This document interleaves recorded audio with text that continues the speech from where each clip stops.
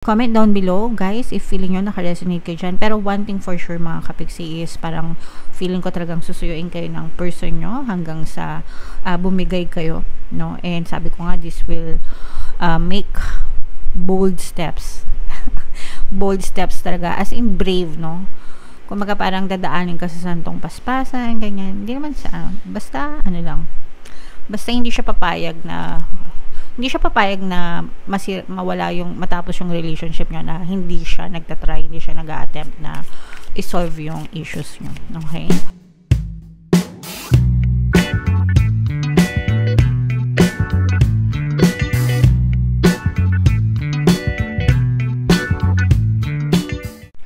Hello guys, hello Capricorn. Love life reading tayo ngayon para sa July, para sa Capricorn, Sun, Moon, Rising, Sun, and Venus. Sa love life guys, general reading lang ito, no? Sorry. General reading lang, pwedeng mag-resonate, pwedeng hindi, pwedeng makuha yung pwede kayo makaresonate, pwedeng hindi, pwedeng makuha yung energy nyo, pwedeng makuha yung energy ng person nyo. Roles can be reversed. If hindi kayo nakaresonate dito, try nyo panoorin yung video doon sa zodiac sign ng person nyo guys, baka nandun yung energy nyo. So, uunahin natin to guys. Ito yung mga energy na pwedeng nakaka-impluensya sa love life nyo. So, meron tayong gossip, meron tayong work, courting man, meron tayong union, mature man, and meron din tayong freedom. So, ito guys, pwedeng he, she. Iba-iba na kasi yung ano ngayon guys. Yung type of relationship, no? Dati he, she lang. Ngayon, meron ng he, meron ng she. Pero ito guys, pwede kayong he, pwede rin he, she, mga kapiksi. Meron ditong energy ng mature man at saka courting man. For some of you guys, pwedeng kayo yung nililigawan or kayo yung nanliligaw. Itong mature man doesn't necessarily mean na matanda. Pero pwedeng mas matanda sa inyo o kaya naman matured mag-isip, no? Kumbaga, medyo responsible, matured mag-isip, guys, ganyan. Or pwedeng mas matanda talaga sa'yo. And, pwedeng nililigawan, nasa courting stage pa lang kayo. O kaya naman, pwedeng, let's say for example, nagkaroon kayo ng problema sa relationship nyo, tapos parang inaamo ka ulit, no? Yun yung term, inaamo.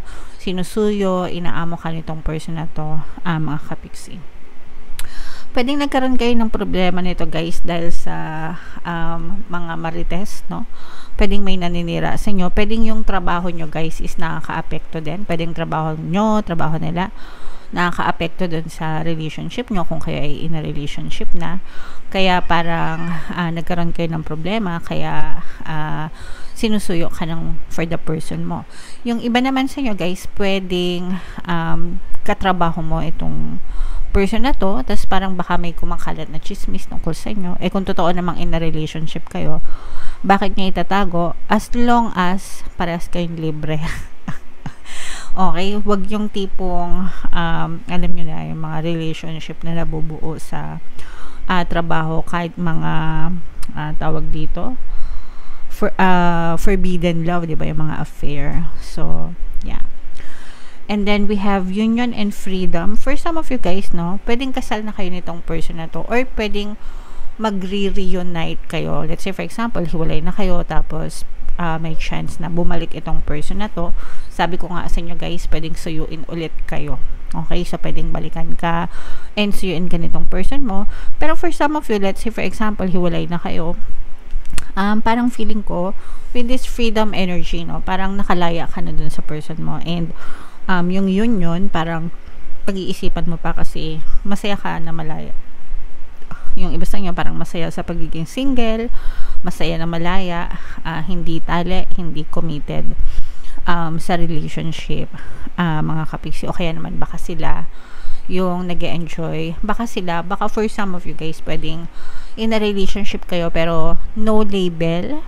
Okay, kasi parang it's either ikaw or sila gusto ng may kalayaan pagdating sa relationship. That's why yung iba guys, hindi talaga sila committed. Yung iba gusto open relationship para anytime na magsawa or ganyan, bigla na lang mawawala. No strings attached. Okay, so kung okay lang naman sa inyo yun, why not? kung ayaw nyo. Okay lang din. Bala kayo. Basta ang importante, nagkakaintindihan kayo ng person mo. Okay? So, yan yung mga nakaka-influence sa love life nyo, guys. Comment down below if naka-resonate kayo dyan. And tingnan natin itong love energy nga. Hanapin ko yung love and energy ng Capricorn. Shuffle ko to, guys. Habang sinashuffle ko to, panoorin nyo muna yung video natin regarding sa ating paano mag-manifest ng abundance video course. Kapiksi, sawa ka na ba sa mga struggles at hirap sa buhay mo? Masipag ka ba at masikap sa buhay ngunit hindi ka pa rin umaasenso? Ilang beses ka na bang nag-attempt mag-negosyo at mag-invest pero palagi ka pa rin nalulugi? Sa pagkakataon na ito ay maaaring may subconscious beliefs ka na nagiging balakid sa iyong pag-unlad at pagyaman. Introducing, paano mag-manifest ng abundance video course. Dito ay matututunan mo ma-overcome ang mga balakid mo para tuluyan ka ng umunlad, umasenso, sumagana, maging matagumpay, successful at maswerte sa iyong kabuhayan, pera, trabaho, negosyo, salapi at kaperahan ng bonggang-bongga. Dali, mag-send na ng email sa pinoypixie@gmail.com at simulan na ang iyong pagyaman ngayon. Alright, so sa lahat ng gusto mag-avail ng course, guys, mag-avail na kayo. Sobrang ganda. 20% discount until June 30, mga kapiksi. Avail nyo na habang malaki pa yung discount. Meron din tayong bagong course, guys, paano mawala ang third party at magkaroon ng harmonious relationship. 30% discount yan until June 30, guys. I-avail nyo na. Sobrang ganda ng course. So, latag muna natin, guys. Alright. So, for some of you mga kapiksi, no, ito'y Capricorn, guys, kayo ay represent ng Queen of Pens. Ito yung ating love energy, mga kapiksi. And meron ditong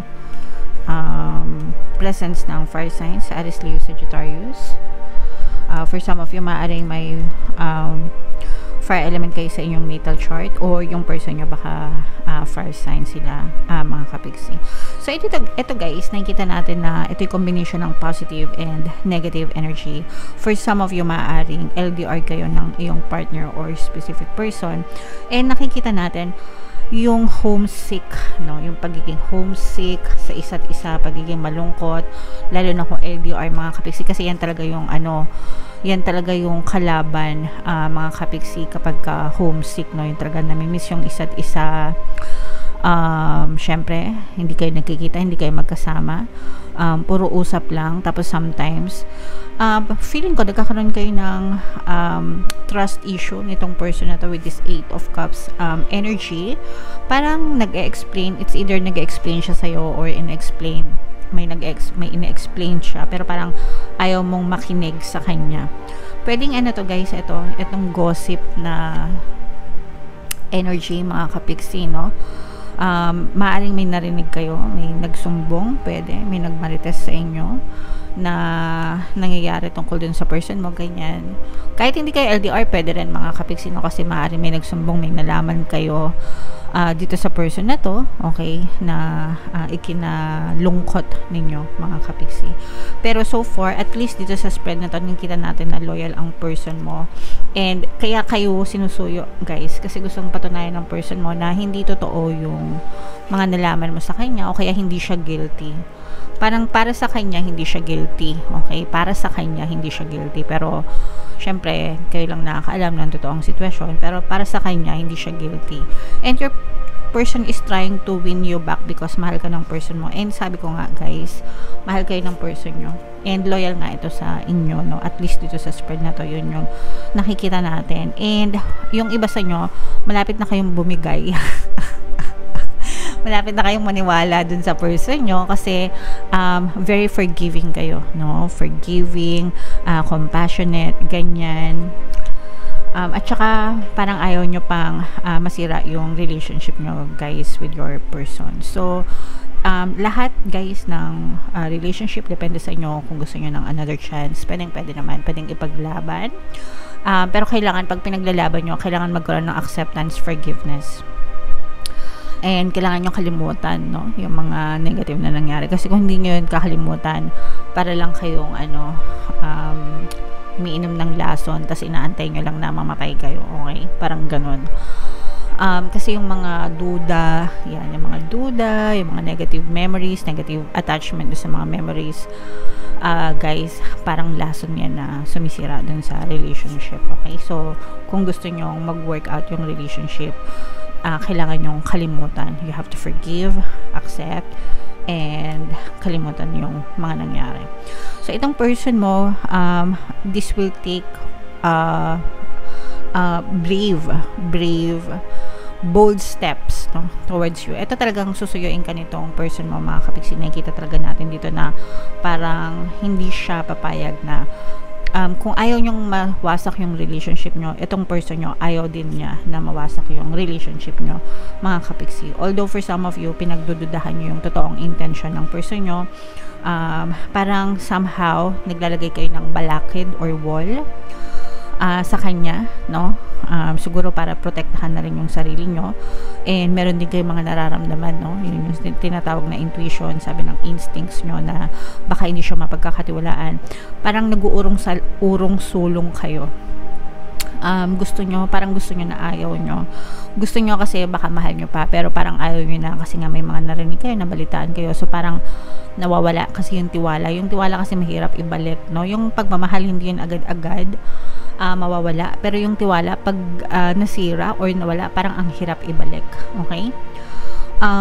Yeah, so meron dito presence ng water signs, Cancer, Pisces, Scorpio, at saka air signs, Aquarius, Gemini, Libra. So yun yung mga signs na nakikita natin dito sa reading na to. Pwedeng may mga ganyang sign kayo or sila sa kanilang natal chart, mga kapiksi. Okay? Yeah, so comment down below, guys, if feeling nyo naka-resonate kayo dyan. Pero one thing for sure, mga kapiksi, is parang feeling ko talagang susuyuin kayo ng person nyo hanggang sa bumigay kayo, no? And sabi ko nga, this will make bold steps. Bold steps talaga, as in brave, no? Kumaga parang dadaanin ka sa santong paspasan, ganyan. Hindi naman basta basta hindi siya papayag na mawala matapos yung relationship nyo, na hindi siya nagtatry, hindi siya nag-a-attempt na i-solve yung issues nyo. Okay? So, comment down below, guys. Ito yung main nyo to, kasi nakikita ko talaga dito yung pagka-loyal ng person nyo, kasi mahal talaga kayo ng person nyo. So, mine loyal person, mine mahal ako ng person ko, yan. Mine, another chance, kung gusto nyo talagang ma-workout yung relationship nyo. Tingnan natin, hindi lumabas dito kung ano yung cause ng trust issue. Pwede nga yung kanina sabi ko yung work, no? Pwedeng merong forbidden affair or what. Tsaka itong mga gossip na to, mga kapiksi, nakasira sa relasyon niya. So tingnan natin yung mga love advice para sa inyo, guys. Yeah, so yung first advice for you, reaching your goal, everything you want from this connection will manifest in the future, in the near future. Malapit na. So kung ano yung gusto nyong i-manifest dito sa love na to, sa connection na to, pwede, guys. Sabi ko nga, kung gusto nyo na magkaroon ng harmonious relationship, guys, pwede rin kayo mag-avail ng course kahit wala kayong third party, guys, no? Kasi doon matututunan nyo talaga kung paano magkaroon ng harmonious relationship with your person. Pero kung ano man yung gusto nyong i-manifest sa love life nyo, guys, pwede yan. You just have to focus your intention, your energy dun sa kung ano yung gusto nyong outcome. Okay? And then affirm. Syempre, ipagdasal nyo, guys, no? Importante pinagdadasal yung person at saka yung relationship. And pwede rin kayo makinig ng mga relationship subliminals natin, guys. Super effective nun. Tiyagain nyo lang kasi hindi naman instant yan, especially kung marami kayong blocks, no? Marami kayong pinag-awayan. Kailangan talagang tiyagain nyo yung mga subliminals. Overthinking, ito pumapatay ito sa sa relationship, mga kapiksi, yung pag-overthink. Okay? Playing negative scenarios in your head is creating issues which weren't there at first. So yung pag-overthink natin, mga kapiksi, ayan, playing negative scenarios. Kapag nag-isip kayo ng mga negative na scenarios, negative na images sa isip nyo about your person, it will play out in the future. Mapupush out yan sa inyong physical reality. So iwasan nyo, okay? Huwag kayong mag-overthink, huwag nyong pag-isipan ng masama yung person nyo, kasi the more na ginagawa nyo yun, the more na napupush out siya sa inyong physical reality, okay? And then yung last message, Capricorn, redirect your thoughts. Yan. Focus on what you want to attract in this relationship, not on what you fear will happen. So, yung overthinking nyo, yan yung pumapatay sa relationship nyo. Instead na mag-overthink kayo ng mga negative na scenarios, i-direct nyo yung attention nyo dun sa gusto nyong ma-attract sa relationship nyo, imbis na dun sa makakasira.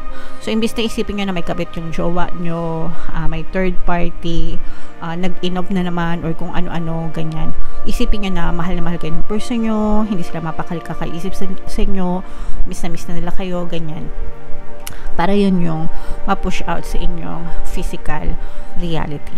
Okay? Sobrang ganda nitong deck na to, mga kapiksi, inyong mga messages. Sana naka-resonate sa inyo. Comment down below guys if naka-resonate kayo. Okay? And yung mga positive dito, yung mga pinapamind ko sa inyo, i-mind nyo na guys sa comment section. Ito yung ating mga relationship subliminal guys. Pakinggan nyo para makatulong sa inyo. And ito naman yung ating success stories ng paano mag-manifest ng abundance video course. Click here to subscribe guys, and click here to join our membership program. Thank you for liking, sharing, and subscribing, and see you again next time. I love you all guys. Have a nice day. Bye bye.